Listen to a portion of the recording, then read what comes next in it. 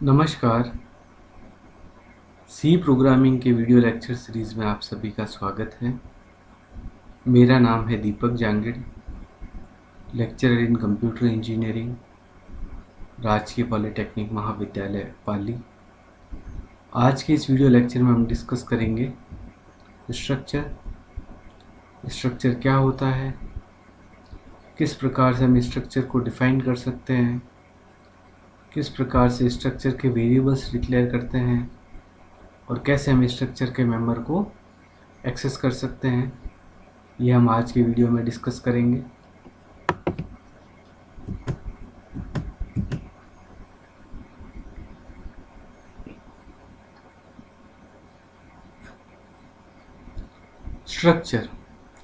Structure एक user defined data type है।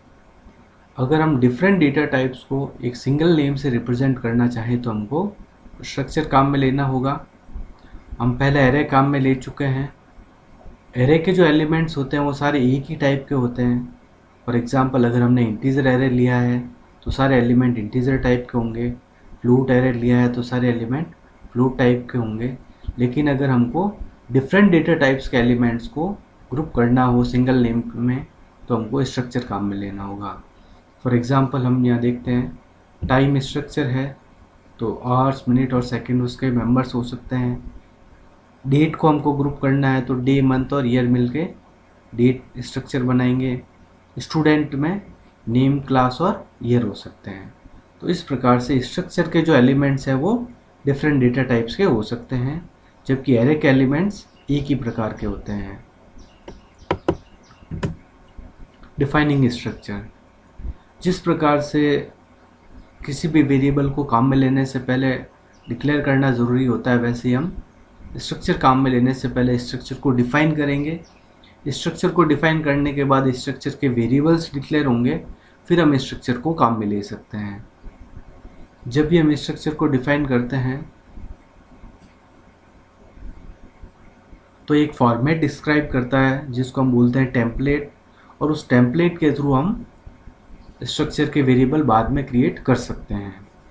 तो ये इसका जनरल सिंटैक्स है स्ट्रक्चर को डिफ़ाइन करने का। स्ट्रक्ट कीवर्ड है, या स्ट्रक्चर को हमको कोई ना कोई टैग नेम देना होगा जिसके थ्रू हम स्ट्रक्चर को आइडेंटिफाई करेंगे। और ये स्ट्रक्चर के सारे यहाँ पर मेंबर्स डिक्लेयर किए हुए हैं इंडिविजुअली। तो हर एक मेंबर का हमको डेटा टाइप देना है, देन यहाँ पर मेंबर का नेम देना है। तो ये सारे वेरिएबल्स स्ट्रक्चर के मेंबर्स हम यहाँ पर डिक्लेयर कर सकते हैं। और लास्ट में हमको स्ट्रक्चर डेफिनेशन सेमीकोलन से टर्मिनेट करना होगा। एग्जाम्पल के थ्रू देखते हैं। स्ट्रक्ट टाइम टैग नेम है, स्ट्रक्चर नेम है, देन इंट आवर्स, मिनट और सेकंड। तो यहाँ तीनों मेंबर्स को हमने इंडिविजुअली यहाँ पर डिक्लेयर किया हुआ है। ये स्ट्रक्चर डेट है, यहाँ हमने 3 मेंबर्स को डिक्लेयर किया हुआ है। सिमिलर डेटा टाइप है तो हमने एक ही डेटा टाइप के थ्रू इसको यहाँ पर डिक्लेयर किया हुआ है। तो इस प्रकार से हम स्ट्रक्चर को डिफाइन कर सकते हैं। मेमोरी मैप, स्ट्रक्चर के हर एक मेंबर को अलग से मेमोरी एलोकेट होती है। अगर किसी स्ट्रक्चर के अंदर मान लीजिए 5 मेंबर्स हैं तो पांचों मेंबर्स को अलग से जितनी उनकी इंडिविजुअल रिक्वायरमेंट है उतनी मेमोरी एलोकेट होगी। एक एग्जांपल से देखते हैं।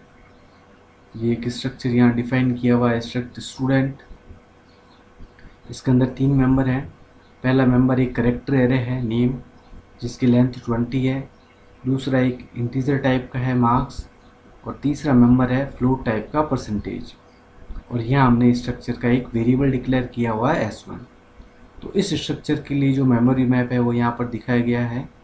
सबसे पहला जो मेंबर है वो है नेम, एक कैरेक्टर एरे है 20 लेंथ का। तो नेम को अलग से 20 बाइट्स यहाँ पर अलोकेट होंगी इंडिविजुअली। देन सेकंड मेंबर है इसका मार्क्स, इंटीजर टाइप का है, तो मार्क्स को यहाँ पर 2 बाइट अलग से अलोकेट होंगे। देन थर्ड मेंबर है परसेंटेज, फ्लोट टाइप का, तो इसको यहाँ पर 4 बाइट्स अलग से अलोकेट होंगे। तो इस प्रकार से हम देख सकते हैं कि स्ट्रक्चर के हर एक मेंबर को इंडिविजुअली मेमोरी एलोकेट होती है। जितनी उनकी रिक्वायरमेंट है उतनी अलग से मेमोरी एलोकेट होती है।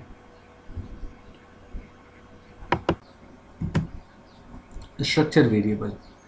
जब भी हम स्ट्रक्चर को डिफाइन करते हैं तो एक टेम्पलेट क्रिएट होता है और उस टेम्पलेट से हम स्ट्रक्चर के वेरिएबल्स को डिक्लेयर कर सकते हैं। उसका जनरल सिंटैक्स है स्ट्रक्ट टैग नेम वेरिएबल। तो यहाँ हम कॉमा सेपरेटेड वेरिएबल के नाम लिख सकते हैं जितने हमको वेरिएबल क्रिएट करने हैं। एक एग्जांपल से देखते हैं।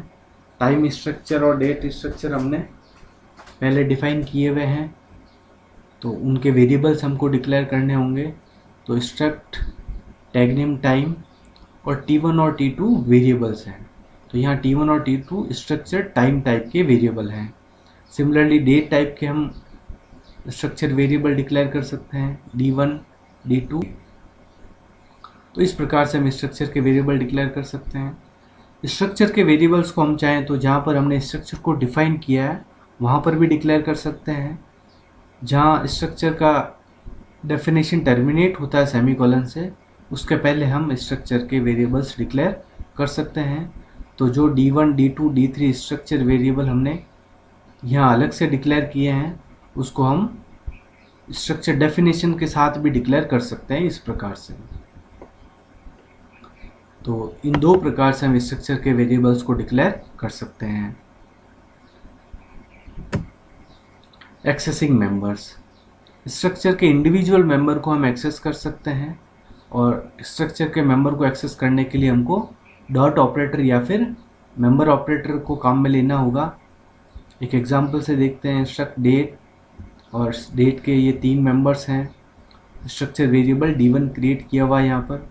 अब हम डॉट ऑपरेटर के थ्रू इंडिविजुअल मेंबर को एक्सेस कर सकते हैं। तो हमको लिखना होगा स्ट्रक्चर के वेरिएबल का नेम डॉट मेंबर नेम। तो D1 डॉट डे से D1 का डे मेंबर एक्सेस होगा।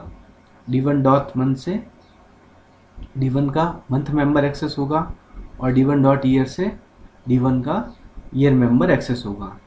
तो इस प्रकार से हम स्ट्रक्चर के individual member co dot operator के थ्रू एक्सेस कर सकते हैं।